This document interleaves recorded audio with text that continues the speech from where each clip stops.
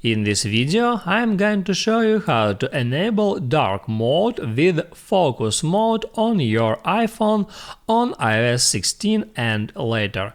That is quite simple and easy to do, so let's begin.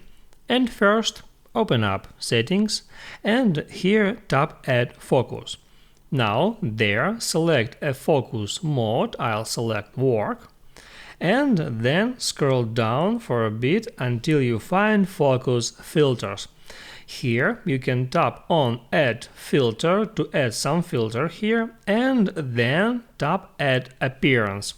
Here you can switch appearance for that focus mode between dark and light. Just check mark one of that options and then tap on Add.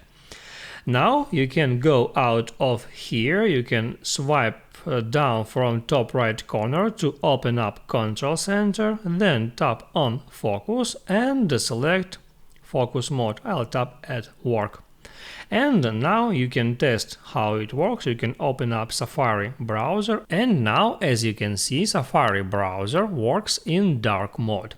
In any time you can open up Control Center and disable Focus Mode. Then you can go back to any application and check that now that app works in light mode. That's it. If this video helped you out, don't forget to like and subscribe.